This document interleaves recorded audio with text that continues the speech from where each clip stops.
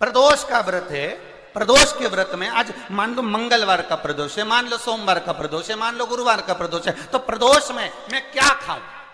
आज के व्रत में क्या खाया जाए? लोग नेट पर सर्च करते हैं, लोग गूगल पर सर्च करते हैं, किताबों में ढूंढते हैं, पोथी पुराणों में ढूंढते हैं, क्या खाया जाए?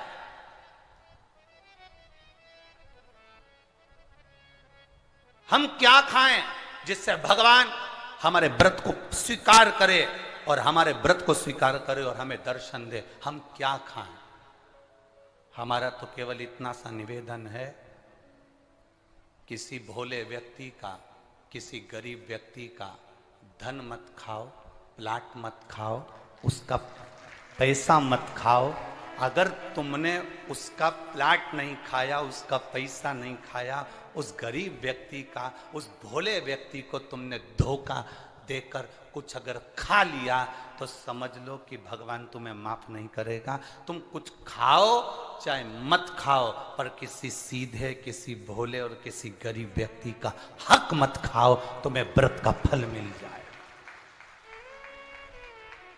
तुम्हें व्रत का फल प्राप्त हो जाएगा। हम प्रयास करना, जब जब जिस जिस महीने में जो जो प्रदोष पड़ा करे, जब प्रदोष पड़े, बन सके 1 बेलपत्र, बन सके 5 बेलपत्र, शमी पत्र, हरे मुंह,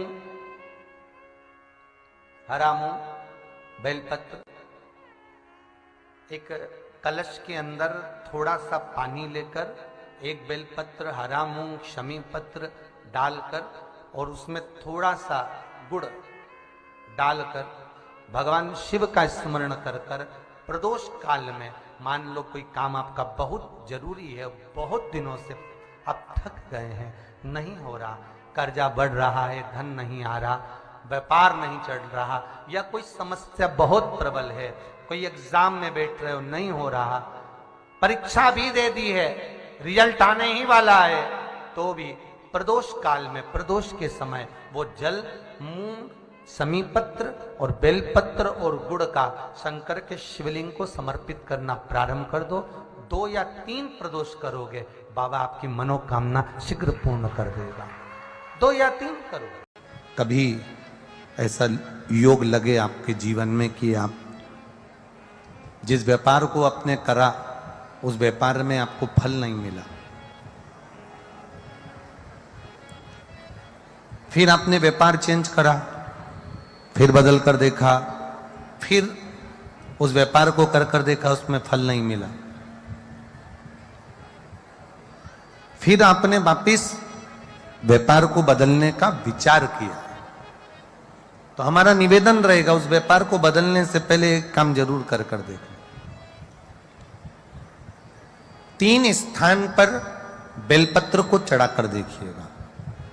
अगर आपको लगे कि मैंने व्यापार बदल लिया, एक बार बदला, कई लोग ऐसे भी होते हैं जो पैसा इकट्ठा करते हैं, धन एकत्रित करते हैं, और कोई व्यापार ऐसा कर लेते हैं जिस व्यापार में धन चले जाता है तो वो धन वापिस नहीं आता महाराज, वो व्यापार का धन वापिस नहीं आ पाता, तो बड़े दुखी होता है कि भाई मेरा गया हुआ पैसा नहीं आ रहा, मैं बड़ा कष्ट में हूं, मेरा खुद का ही आ जाए ना तो मैं निहाल हो जाऊं, मेरा अपना ही नहीं आ रहा जो गया हुआ है, तो मैं क्या वर्णन करूं, उसको क्या कहूं। उनके लिए भी ये प्रयोग, ये शिव विद्येश्वर संहिता का ये भाव बड़ा सुंदर है महाराज। आप व्यापार पर व्यापार बदल कर देख लिए, धन भी हमारा कहीं डूब गया, आ नहीं रहा है, तो प्रयास करना 3 स्थान पर चढ़ाई गई बेलपत्र हमें सुख का अनुभव करा देती। बहुत ध्यान लगाइए। पहला, अशोक सुंदरी की जगह। अब ये बेलपत्र जब भी आप चढ़ाएंगे तो रविवार की अगर प्रदोष पड़ जाए, कौन से दिन? रविवार की प्रदोष के दिन ये प्रयोग अवश्य कर कर देखिएगा। ज्यादा बार नहीं करना है, केवल एक ही बार करना, बाबा उस स्वयं कृपा करेगा। अपने मंदिर में, अर्थात अपने घर के पास कोई मंदिर हो, शिवालय हो, देवालय हो, जहां शंकर भगवान विराजमान हो, शिवलिंग हो, ऐसी जगह पर अवश्य करें। हमें कहीं दूर जाकर ये प्रयोग नहीं करना है, अपने अपने शिवालय, अपने जो घर के आसपास में शिवालय हो वो। एक बेलपत्र अशोक सुंदरी वाली जगह, अब उसको अशोक सुंदरी की जगह पर भी चढ़ाने का तरीका क्या है?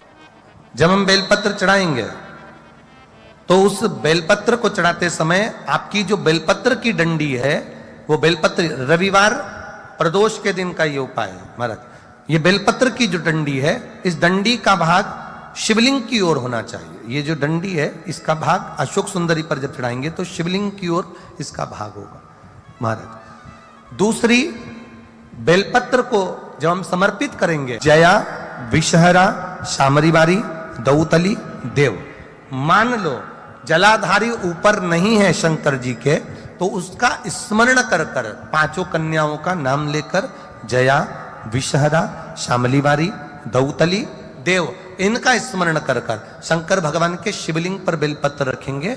बेलपत्र कहां रखना है? आप अगर यहां बैठे हो तो आपके विपरीत में डंडी का मुख होना चाहिए। ये बेलपत्र की जो डंडी है इसका मुख आपके विपरीत में हो। आप यहां बैठे हो तो डंडी उधर होगी, आप इधर बैठे हो तो डंडी का मुख इधर होगा, आप उधर बैठे हो तो डंडी का मुख इधर होगा, आपके ठीक विपरीत की ओर डंडी का मुख हो। ये दो जगह बेलपत्र समर्पित करने के बाद तृतीय बेलपत्र शिवलिंग की जो जलाधारी है, जहां पर भगवान शंकर का शिवलिंग रखा है वहां स्पर्श कराकर, केवल छुआना है, स्पर्श कराकर बेलपत्री के पेड़ के नीचे ही कोई कंकर हो, कोई शंकर हो या कोई मिट्टी का ढेला हो, नी हो, तो वहीं मिट्टी को थोड़ी सी ऊंची कर कर एक बेलपत्र बैठकर इस बेलपत्री की डंडी जड़ की ओर, मतलब जो वृक्ष होता है उस ओर इस डंडी का मुख होना चाहिए। ये 3 रविवार के प्रदोष के दिन शंकर भगवान पर चढ़ाई गई बेलपत्र से हमारा गया हुआ धन भी पुनः आने का रहता है और हमारा जो व्यापार बार बार बंद हो रहा है, शिव की कृपा से एक बार चालू तो चालू हो ही जाता है। शिव तत्व को जान और निवेदन है सब भाव से करना है, हृदय चित्त आनंद जो विश्व